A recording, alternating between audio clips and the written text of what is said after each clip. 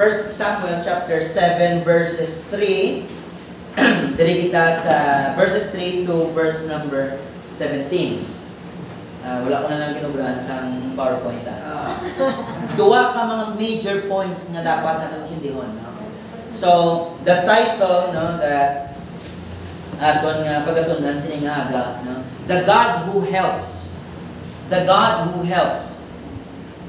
Kabay pa no sa aton nga pagtuon siningaga, hatag ang Dios sa aton singkahan. Okay, magapamoy kita. Ginoo, ginasalig naman sa imo ang ini nga tion sa amon nga pagtuon sa imong pulong. Help us and give us wisdom, Father. Be with us, and may the name of Jesus, our Lord and Savior, be honored and glorified. In Jesus' name, amen. Amen. What would you expect, no, nga response mo when God, no, deals with us harshly? Ano yung aton response kung ang Diyos mag-deal sa aton negatively? Do ka sakit, no? Or paagyon ka sa Diyos sa suffering? What would be your response? 1 Samuel chapter 7 verses 3 to 17. Ano ang response naton ayhan, no? Kung amo na ang mga ma-experiensyahan naton when God's hands are heavy sa iya nga mga katawan. Because we see that hand nga heavy sa mga Philistines sa chapter 5. No? But what if kung ang kamot naman sa Diyos is against us? Ano ay naton nga response, no? Kabay pa that our response would be, no, like the response of the people of Israel when they were confronted by God. Kag hindi lang nga sa amo na nga tion, but kabay pa nga amo na ang mangin response naton pirmi when we are on the wrong path, kag kung i-confront kita sang Dios, no? The God who helps. 1 Samuel 7:3 to 17. Now, ang makit-an naton mga kauturan nga emphasis diri sa chapter 7. Actually, ang iyang story nagsugod dito sa chapter 4. Now, let me remind you sa natabo sa chapter 4.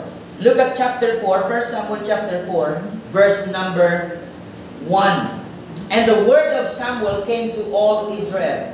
Now Israel went out to battle against the Philistines.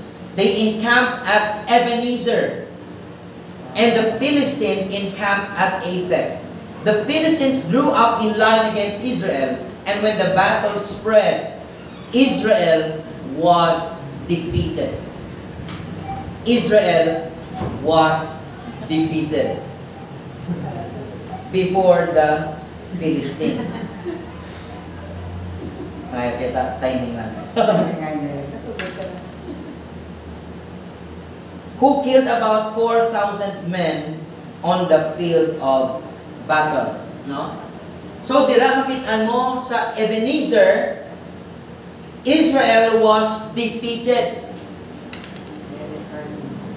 Ang pamangkot nga, because that's their question. Why did God defeat us? Verse 3. Today before the Philistines. No? And then you read that sa chapter 7, verse number 12. Then Samuel took a stone and set it up between Mizpah and Shen and called its name Ebenezer. For he said, "Till now the Lord has helped us."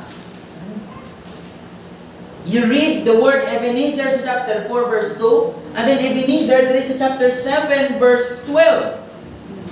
No, ang bookend sina mga katuran, you see that the Lord is helping Israel. No? He is helping Israel. Ang surprising thing is that there is a chapter 4, no? They were defeated before the Philistines. Kag diri sa chapter 7, they actually nanging victorious sila. So may mga parts ng story sa chapter 4, 5, 6, and 7 na daw hindi natin maintindihan nga mo na yung pagdilo sa Diyos sila actually pakita daw paritang in broad daylight ang problema sa Israel. We see that in verses 3 to 11. Ining gin-emphasize ni Samuel, returning to God. The response of Israel when they were confronted by God. Actually, hindi lang niya weeks, hindi lang ni months, hindi lang ni year, but years. Sobra pa siguro 20 years na pag-deal sa Diyos sila, and there came to a point that they realized kung ano ang gusto sa Diyos na i-deal sa ila. Look at verse number 3. And Samuel said to all the house of Israel, if you are returning to the Lord with all your heart, then put away the foreign gods and the Ashtaroth from among you, and direct your heart to the Lord and serve Him only, and He will deliver you out of the hand of the Philistines. So Samuel emphasizes this very important message. Nga amo tong ginpangwali niya alin pa sa ginsuguran. Samtang ang Israel, they were worshiping God, but they were worshiping the Baals and Ashtaroth at the same time. May mga gods and goddesses sila. And the message of Samuel is very clear. It's repentance from sin. And then returning to God. Magapanumbalik sila sa Diyos. Because dito sa chapter 4, God helped Israel by defeating them. Amo ni mga kuturan ang solusyon, nga maintindihan nato nga naperdito sila. Actually, part 2 sa pag-help sang Diyos sila. Because that's what Samuel said in verse number 12. Until now, the Lord has helped us. Nanging victorious sila sa Philistines. But before, 20 years ago, sobra pa siguro they were defeated by the Philistines. Kagang Philistines were rejoicing sang sinanga victory. Pagka chapter 5, sabi nila, amo na itong katahon sa inang celebration, pero dito pa lang, at their own territory, God defeated the Philistines. Ginutdan si Dagon sa ulog at sa arms, ang bilin ng trunk. Imagine nga magpakahuya sa Diyos sa ilang God. Kagdiriyan mo na ang gusto ni Samuel na matabo sa Israel. They were asking, why did God defeat us before the Philistines? Amo itong ina-question sa chapter 4 verse 3. Why did God defeat us before the Philistines? Pero hindi mo ito makitaan that they were committing adultery. Chapter 4, chapter 5, chapter 6. Diriya na pakita in broad daylight, chapter 7 verse 3. Ang ban ni Samuel, then put away the foreign gods. Amo to ang rason nga napirdi ka mo. God is helping them. Helping them for what? Para mag-ano sila? Magbalik sa Diyos. Maghinulsol sa ilang asala. And yet, pero sa among kamachimpo, hindi sa balo naman, nga napirdi lang kita. Amo na lang ilang pamagsaraw niya. Amo na lang pamangkot, nga aging pirdi kita sa Diyos. Pero dito man Samuel, put away the foreign gods and the Ashtaroth from among you, and direct your heart to the Lord and serve Him only, and He will deliver you out of the hand of the Philistines. Returning to God. That is the proper way kung i-confront sang Diyos. Pero ang kablahan, bako sa nagligad nga itong itunan, ang Philistines seemingly daw nag-repent. Because ang Ark of the Covenant, gin-return nila as a guilt offering. Pero ano gid ang ilang ginubra at the end of the day, they just return to their homeland. Wala sila ginulso sa ilang na sana. Pero hindi kaya amo to ang tutuod nga repentance. Ang tutuod nga repentance, amo ni ang masabuk sa Israel. When they gave up their gods and goddesses and served the Lord only. Look at verse 4. So the people of Israel put away the Baals and the Ashtaroth, and they served the Lord only. Kaya may mga competing loyalty sa ilang mga tagipusoon. Ang ila heart mismo hindi wholehearted sa Diyos. May nag-compete dira, may mga Diyos sila nga ginalagad pa yan. Nga, is the God of Israel not enough? Hindi siya enough na magluwa sa ila? Hindi siya enough na magpatawad? Hindi siya enough na mag-preserve, mag-forgive sa ila? I don't think so. Pero hindi makita natin makuturan nga ang tagipusoon sa tao is such nga bisan ano kung pwede lang iya tanan ni embrace tanan nga mga gods para ma-assure ang iya kaugalingon no nga daw ara siya sa safety kay damo siya ginatuuhan damo ang iya nga mga masana pa ng mga swerte niya damo amulets niya even in Israel abi nila pag treat nila sa Ark of the Covenant daw amulets lang daw papabuinas lang na pwede kita dalang Ark of the Covenant. Igo mo ron, captive pa, ginbuwa pang ark. Kag diri mga kulturan, naglabot din sa punto nga naintindihan nila that they have committed sin. Look at verse number 5. Then Samuel said, gather all Israel at Mizpah, and I will pray to the Lord for you. Now, diri nag-intercede, nang-mediator diri si Samuel sa ila. Kag Samuel maghahala dira sa paghala. Because they acknowledge their sins before God. Pero before, hindi dikit naman. Look at verse number 6. So they gathered at Mizpah and drew water and poured it out before the Lord and fasted on that day and said there, we have sinned against the Lord. Amo na ang gusto sa Diyos. Na response. Hindi na, why did God defeat us today? Nga mo na ginubra sa Diyos hapon man, ano katuto man ko? Tingin sa'yo, performance sila sa sacrifice yearly. Year after year after year. Kakadto sila sa Shiloh. They were performing very well. Galing outward lang na yan. Gusto sa Diyos na may internal change. The change of heart. Pero wala sang change of heart sa mga Philistines. Because they just returned the Ark of the Covenant as a guilt offering, acknowledging, ano medyo na naglakaw kami. Pero wala na din akong ilang nga sala sa pag-worship sa ilaman mismo nga Diyos na si Dagon. Pero initanan, no? Paving the way sa battle nga isa sa mga historic battles in Israel. Sa ilang mga champion versus champion. David and Goliath. Philistines mo. Kaya kung uubos na sila karon dito na, hindi na ito maglabot sa mga battle kay David kay Goliath. Ang Diyos siya maalam, hindi siya makutulan.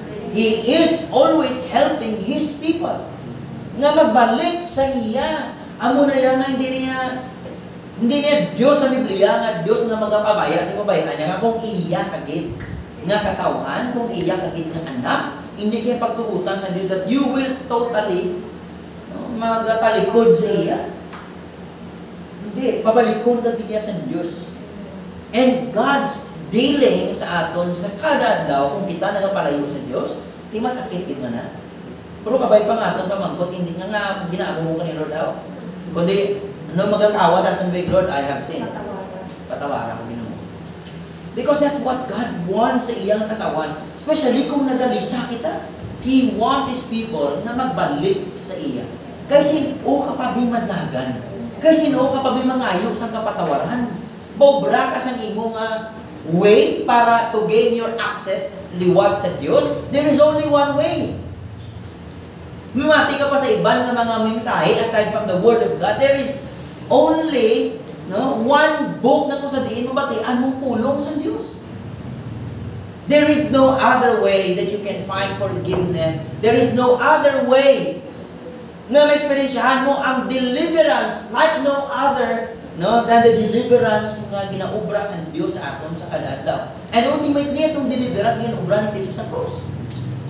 Wala ka na sa parapitan pa nga iban, kundi Diyos lang mga kauturan. Pero aring Israel, damo-damo mga Diyos ang ilang ginalakan. Ilang ginaserbisyo.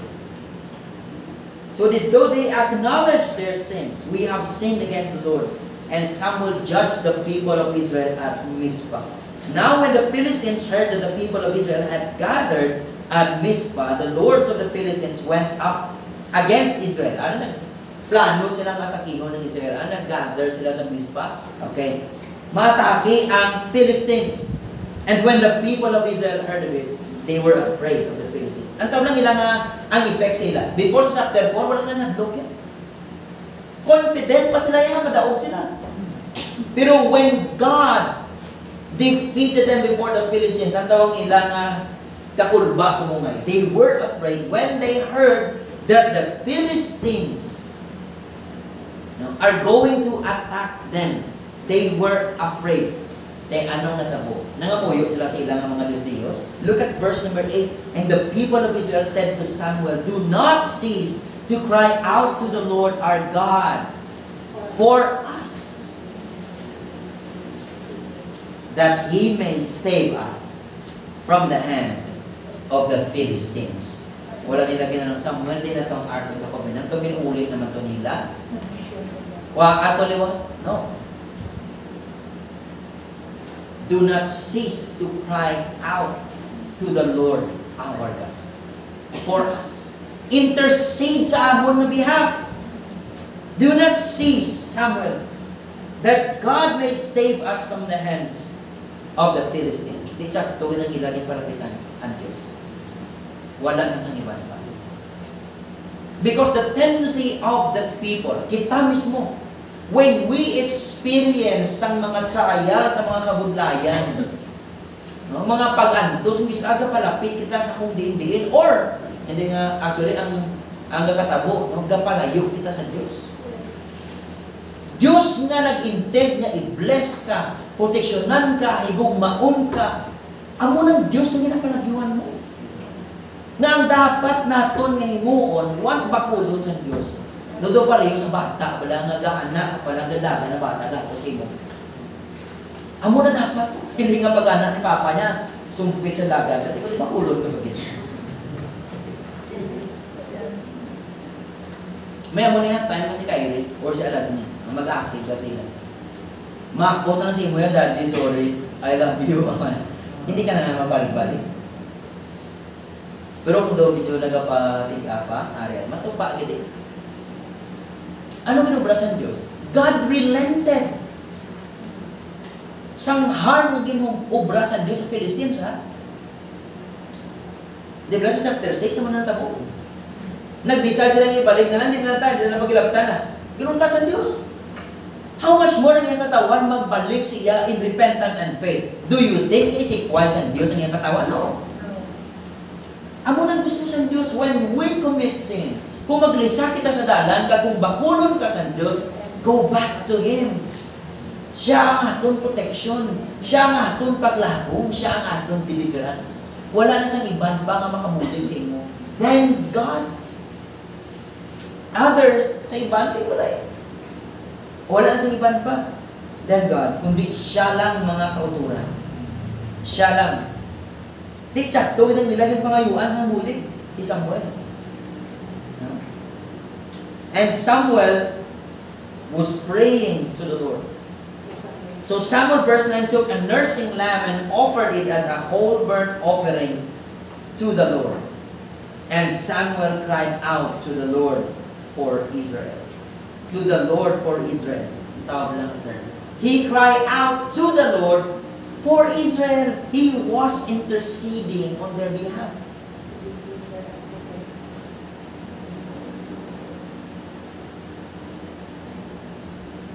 Ang taho Mario, and the Lord answered.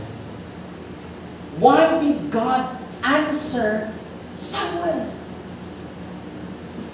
Klaro-klaro diyan mga turan, the people repented. We have sinned against the Lord. Do not cease to cry out to God for us that He may save us. Acknowledgement sa aton pagkawala-wala. Acknowledgement sa aton sala. That's what God wants. Hindi nga daw pretend ka pa nga daw okay ka. Pero kapalayo ka na sa Diyos. That's pride. Ang gusto sa Diyos ang palapit ka siya in humility, in repentance and in faith. Amo na yung gusto sa Diyos. And the Lord answered him. And as Samuel was offering up the burnt offering, the Philistines drew near to attack Israel. At but God, amo na katakong pero isang but, no? Inang contrast, bumaatake sila tulang tawa ang ubra sang Diyos. But the Lord thundered with a mighty sound that day against the Philistines and threw them into confusion, and they were defeated before Israel. Before Israel was defeated before the Philistines. Pero dito sugot pa lang ang bal ni Samuel. Even until now, God has helped us. Ito pa lang sa pagkapirdi nila sa Ebenezer, God was actually helping them by defeating His people. Tsakto mo naman mga Lord nga gaamunin ako pero ang sapat na gidaya kay nakasala ko. Hindi lang yan ang kundo lang nga ginaamo mo ko ni Lord ako. Kung kay nakasala ka, hindi ka pwede pag i-treat sa Diyos. Hindi ka pwede pakulong sa Diyos kung wala ka nakasala or ako. Ang Diyos hindi pala unjust. Once maglisa ka sa dalan, what would you expect sa loving God and a good God? Balbalon na gidya. And that's what God is doing sa Israel. They were worshiping Baal, Ashtaroth, and Yahweh. Di Exodus palang kaklaro, palang ang basa sa Diyos, you shall have no other gods before me. Hindi pwede. Ako lang niya dapat. Sang give up na nila, na ginusur sila. God saved them. God delivered them from the hands of the Philistines. Dito experiensyahan ang deliverance ng Diyos. When His people repented of their sins, they experienced deliverance.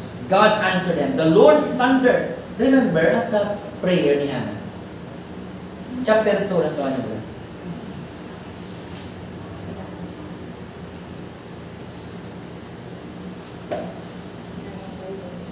He will guard the feet of His faithful ones, but the wicked shall be cut off in darkness. For not by might shall a man prevail.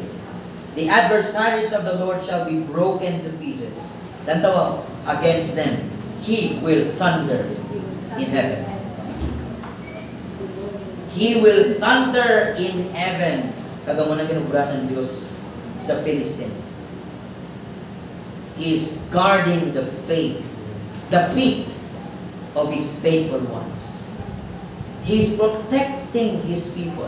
He is helping His people. Even though sa sugod pa naman makabodo, they experience defeat. No? Daw wala pagid na kontento, dalang araw na kabinet, na-experiensyahan pagid nila liwat. Ang second defeat. Pero grabe ang Diyos mga katuloy. He really is a God who is merciful and forgiving.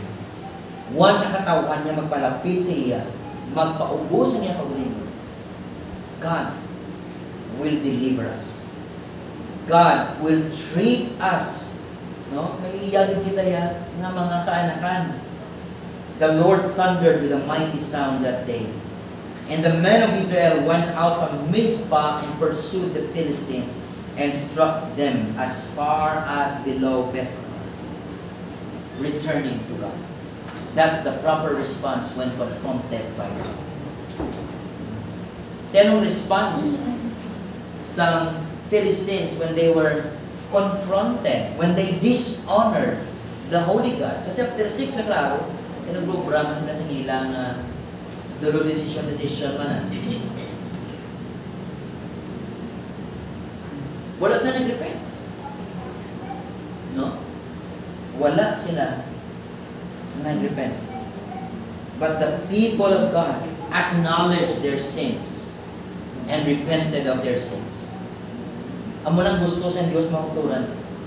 Because our God is the God who helps. Even sa defeat nila, God was helping them. And now, God helped Israel by defeating her enemy. Dua. Makita mo ito, di mo matsindihan yung una mo, kina-defeat sila. But God was helping them by defeating them. And now God is helping them by defeating their enemies. No? Ano natabo? They repented of their sins. They returned to God. Verses 12 to 17, no? Ano nga ton obrahon when we are confronted by the God who helps us, returning to God. And number 2, remember His works. Remembering the work of God. Look at verse 12. And Samuel took a stone and set it up between Mizpah and Shen, and called its name Ebenezer. Till now, the Lord has helped us. Stone of remembrance. Remembrance ang ano? Sang ginobra sang Diyos sa ila. And what is that? Delivering them from the hand of their enemies. Because it will cost us seeing greater faith when we remember what God has done in the past. And it builds our confidence and our hope that God will never forsake us. God will never leave us. Kay in the past, ganun siya na ginursul kita. Sa hindi pa kita Christian, grabe ang paghihugmas ang Diyos. Di maduda ka pa, subong ang Christian ka na, nagdaga sa pagkakasala, maduda ka that God loves you. No? Nag-build na dapat sa giyapon ng iyong pagtuo. Because God will never leave His people. He will never cast them out. Kaya ang Diyos is a God who keeps His covenant. He is a God-keeping covenant. Hindi na pwede si Kuya niya katawan. No? Covenant-keeping God, I mean. God-keeping covenants. The covenant-keeping God. Hindi niya napagbuyan ang iya katawan. O sige, bala mo na. Temporarily, and we have read that, we have studied that sa book of Joshua, mama ng Diyos, bala mo na. Pero wag din sila totally, gipabayaan sa Diyos.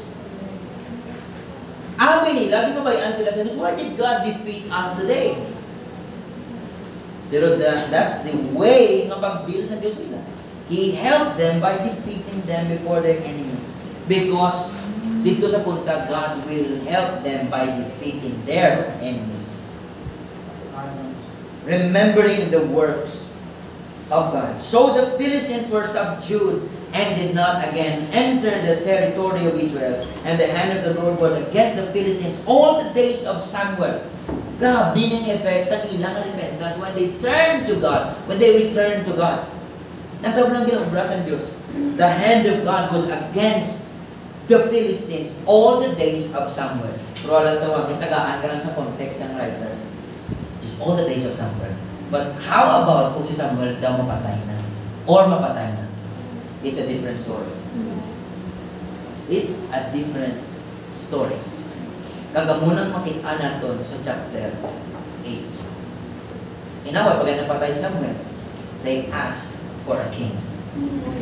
Replacement sa Diyos, who is their king. Imagine.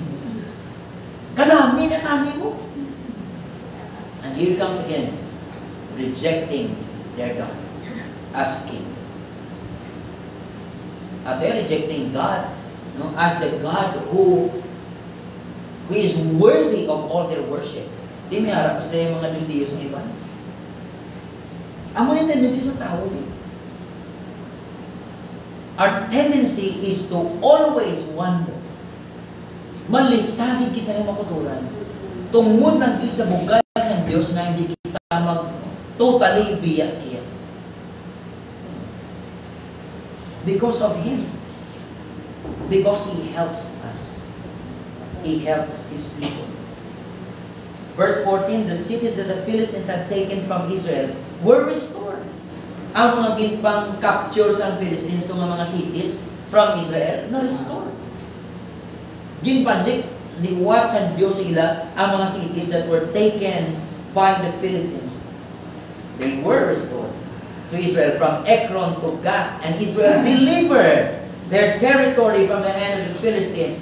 And there was peace also between Israel and the Amorites. There was peace. Israel and the Amorites. Maintindihan na sa lesson ng mga stories. Samuel judges Israel all the days of his life, and he went on a circuit year by year to Bethel, Gilgal, and Mizpah, and he judged Israel in all these places. Then he would return to Ramah, for his home was there, and there also he judged Israel, and he built there an altar to the Lord. Nantong effect sa pag-restore sa Diyos sila when they repented of their sins. Pero ang ginubra ni Samuel sila, he put up a stone of remembrance, teaching the Israelites to remember what God has done. Kaya once manunduman mo, meaning may knowledge of God ikaw, especially sa iya deliverance ang ginubra. Remember sa napatay si Joseph? Dito sa Egypt? Kag ang Pharaoh wala ang kilala ka Joseph. Imagine, may bago nga Pharaoh sa Book of Exodus.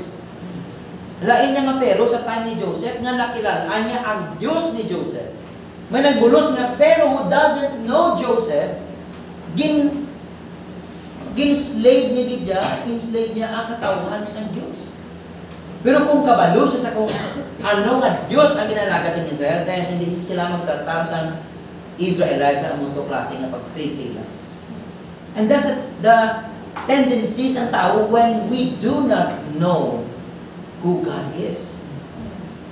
Kung hindi siya kilala, kagawin kabalo kung ano gipang-ubra niya in the past, kag hindi ka aware nga abo ato bali sa among mga panahon, God is helping you. God is leading you into something, and then you fail to recognize the very hands of God. Pero ang tawag sa mga gusto nga manipatan sa Israel ang ginubra sa Diyos is set up a stone of remembrance. Kagitawag niya na Ebenezer. Ang tawag pala kung ikaw ang Israelites dito nga naperdi at that time. Ebenezer man itong ngalan mo, naperdi ang tato. Pero ang tawag lang, gitawag ni Samuel at Ebenezer. God helps us. Ang tawag lang effect sa ilan na, okay, we will serve the Lord. While man ganang ginambal, there is a chapter 8 na mga bago naman yung generation ng Israel. I do not know kung ang mga experience ang sining victory ara pa sa time nga nagpamayo sila sa hari, I do not know. Pero probably man.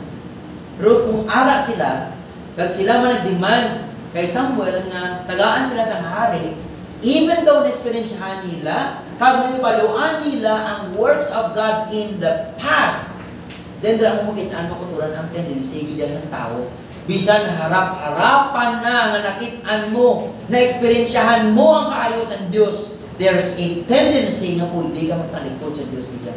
Look at the very Jews sa time ni Jesus Christ. They saw the miracles. They experienced silang first hand nga pagkita niya sa pag-raise up ni Kristo kay Lazarus. Pero nung ubrawan pa nila, they wanted to kill Lazarus and Jesus. Gin-raise up na lang ni Jesus si Lazarus from the dead. But yun manaliwa si Lazarus, pati si Jesus. Imagine. Hindi siya hindi ka makabang na bawahan, tani kung araw sa tani Jesus. May nursurgin ka sa ngakon sa laya, ka magtuugin ko siya. Ano ito ginubra nila? Ano ginursus nila sa laya? Gin-crucify pa si Jesus. Amo na ka makasala sa atong hindi kusuon. Nga ang maka-cure lang din is God Himself. Hindi ikaw. Over ka sa guilt offering mo. Ang gusto ng Diyos sa repentance. Pag ginulsos, change yung attitude. Hindi ang external lang pareho sa mga Philistines. No? Ang pagbago, dito. Sa katipusuon. Kagang proper way when you are confronted by the God who helps you is you return to Him in repentance and faith and you remember His works in the past. Nga amo nang mag-build sa imo pagtuo, grabe, Lord, ipatawan mo ko ganit before. Subong, kabalo kayo mag-ako, Lord, nakasala ko, Lord, sorry. But you don't make that as an excuse. Nga mag-ubra ka na kung sala, kahit in the past, ipatawad ka, no? Hindi mo na yung natutuwa sa Biblia.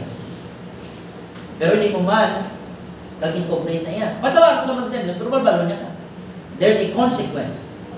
Ano consequence din ang experience ng Israel? Wala ang ark. Ano ang balik to? Sa chapter 7 verse 2, they lamented after the Lord some 20 years. Galong sila. Amo na nga sa time na ginkuha ni David, I think 2 Samuel 6, sa ginkuha niyang ang Ark of the Covenant. Grabe na celebration. Sa house of Abinadab, sa ginkuha ni David. Basi lapit-lapit 40 years na. Ang stay sa Ark of the Covenant sa house ni Abinadab. Grabe nga celebration. Tigin curse pa, agin nagsuya pa si Michael, na bata ni Saul, na asawa ni David, siya. Ang bal pa ni David, wala pa siya kabata. Ginsabdo pa ni David si Michael. Ginubra ko niya before the grabing celebration niya because of the Ark of the Covenant. Nga nagasimbolo sa presensya sa Diyos. Pero nadismaya si David sa may napatay nila, si Uza. Gintawag niya ng lugar, Perez Uza. God is too holy. Na-i-treat mo siya nga daw, tawagan mo siya, bro. Thanks, G. Di nang respect ka. Wala reverence. Daw bro mo Diyos, sorry, di nagtala ko. Wala na. Ang gusto ng Diyos sa repentance. Hindi nga nang bulatikon mong Diyos. Nung pasipsip kasi iyakag daw para lang, no. Return to God. And let us remember what He has done in the past. It's the same story, man. Even sa New Testament. Even sa ating personal experience.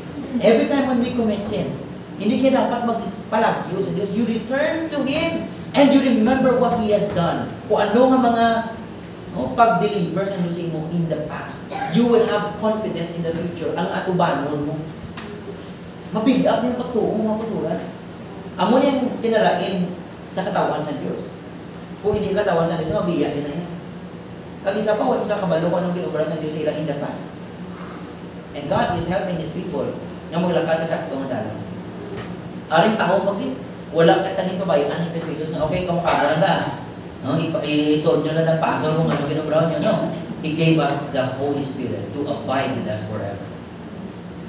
Jesus, the only way, tagin pabayaan, yes, He is the only way. Pero nagtawagin bilin niya ang Holy Spirit when He ascended back to His Father to abide with us forever. Nga may guide sa ato. Lang tawag ba lang obra sa Holy Spirit? Grabe ng assurance sa believer, it's the earnest na ginambal sa book of Ephesians. No?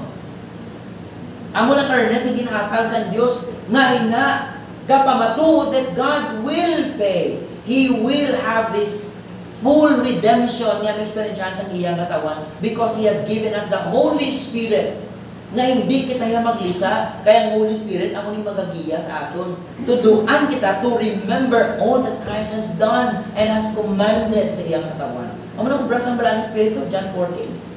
He will teach you to remember all the things that I have commanded you. Wala kayong mabayaan sa Diyos. No? Wala. Wala. By the way, si Jesus intercede pa gani sa aton ni Romans chapter 8. Intercede siya para ano? Kung kaya ta, hindi na kailangan si Kristo mag-intercede. Kung ano ka-importante ang pagpangimatay ni Kristo sa cross before sa resurrection, amo man ang importante ang iya nga intercession subong. Nga after na siya nabanhaw, imagine. Kaya amo na ganay ka seryoso sa problema sa atong tagipusoon. Nga kinahanglanon Japon si Jesus mag-intercede even after siya nabanhaw sa atin. Because our tendency is to flee from God. Nang tawa, grabe ng assurance na may Holy Spirit ka na si Kristo ka intercede. God the Father is able to sustain us, to preserve us sa Jude 24 and 25. Imagine na Trinity involved Japon sa imo after na naluwas ka na. Hindi ka makambal na, okay, no, Daw inaanan lang daw uluin tong intok na lang ang obra sa Dios mo sa ato kay tiluwas ka no. Wala gyapon ginsalig sa Dios sa imo even ang imo nga sanctification. Even after nga luwas ka, God, the Trinity are still involved sa aton. Amo na yung grabing effect sang sin sa tagipusoon sa tao. Ano ang proper response? We return to Him and remember what He has done for us. Kaya na strengthen sa aton pagtuo. Kag magkatulod sa aton, hindi niya magpalapit dito. Because He is the God who helps us.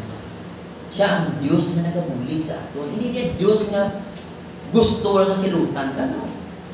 Diyos na nga nagaluwa sa aton over and over and over and over and over and over again.